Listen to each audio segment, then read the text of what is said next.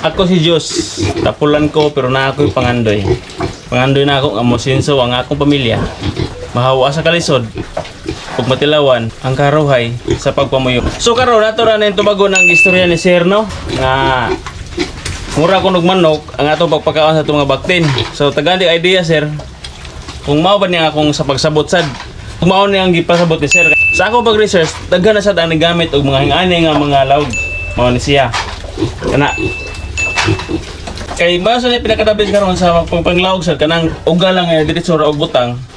Kay kung dili lang mahurot, dili man madaot, dili mabaho, diha gyud po na balikon gyud po nila kung dili lang mahurot. Pero kung ang ipasabot ni Sir, kung patakar ako butang sa saw sa akong mga lawg, na wala butangan nang bito niya kung nang kanal gyud niya nga may butangan sa mga pagkaon. Kani man gud diri nga ad sa baboy is para gini siya sa mga anay. Bali upat ni siya ka sudlanan. Ni mo siya Andre, una, duha, tulo, upat. Balikan na silang upat, ni siya pareha ato nga nay kabilya nga lagi ka ng butanganan, dam ni siya diri. Hindi ako sa pikas. Bali ako lang ng gitangtang katong pagpangawa na sa akong mga anay nga duha. Bali upat ni kanay. Ya tulor ako nabuhi. Kay tulor to available nga ako na pa itong panahon na. Unya. Plano na ko ato nga mapuna pa giusa kay upat man ni kasulanan para sa anay na siya. Kani tanan.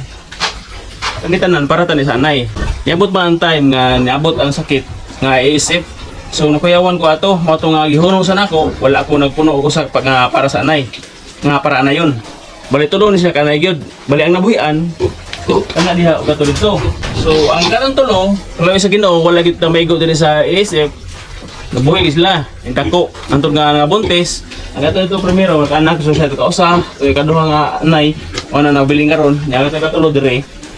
Bali mga nakay noon tato siya pero yumalas ato yumalas sa panahon. Bali kanang sigbitag kakurat niya nabughat, pagkabughat niya nakuhaan. Paghuman sa pagkuha dito, nagluya siya, antod na nga naman. Pero wala kita maigo diri sa ASF.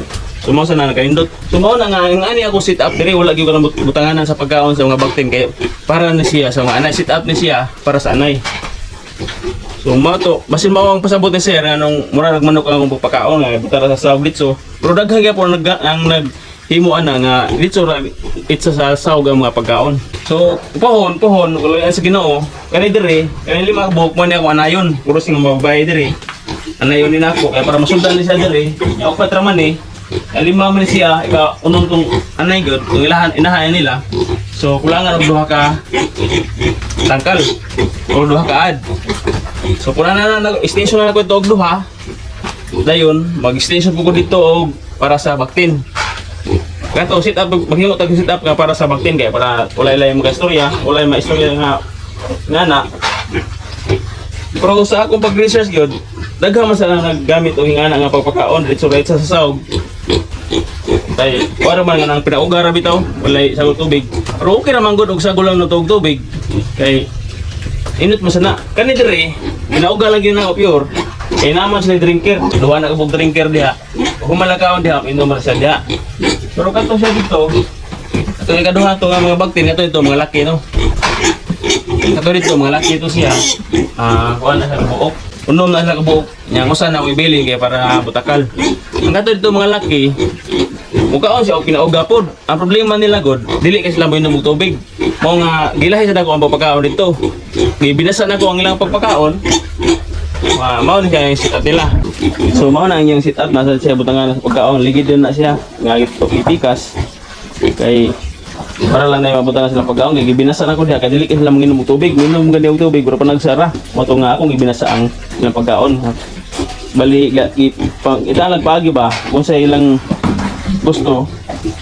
Asa sila nabilong, harap ko siya kung lang diha binasa na nga pagkaon. Dere mo na ang ilaugasan nga pagkaon.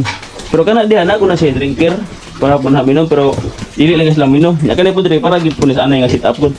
Asa ni sila tangkal nga pareha sa dato. Ay kabilya nga gi para butangan sa mga anay. Diha. Pero ako lang gitangtang na ito butang nga. Kala ko dagi butang kaya ako mangibutangan og baktin. So kani hon malitsunon man siya ibaligya ran po ni siya dispose ni para makapalit sa daog laog. Mao ni akong gipasabot ninyo nga hang tangkal niya. Bali kabilyan na siya, nga igor po siya mga load para dili siya makaliwag-liwag.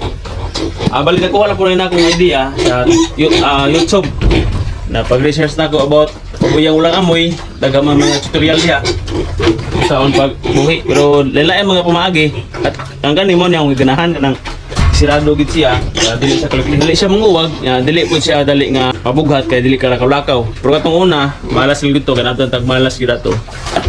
Nabughat to siya ng makuratan kay mag-wild mud to siya. Grabe to siya sa makuratan.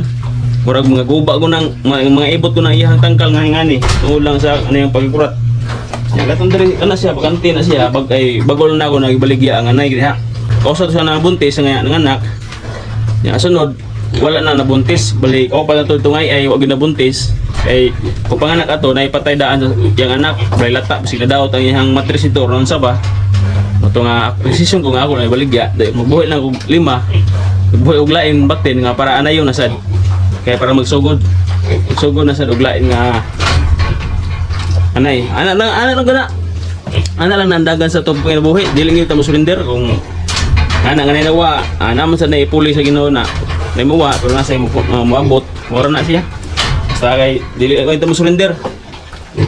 So kalau sa Ginoo ang ganing usa ka tong anay daghan-daghan ni anak 13 ka buok anak kani primerong anak kani niya is 11 ka buok nya karon 13 karon buntis sa sad ni so may ta kaluy ang gyapon sa Ginoo na daghan gyapon sa anak okay ra ko bisag 13 lang gyapon dili lang mabuto 15 or 16 sa kanamo average man average siya pohon-pohon itong mga anayon na to may antag may sa tubo at may sa panganak.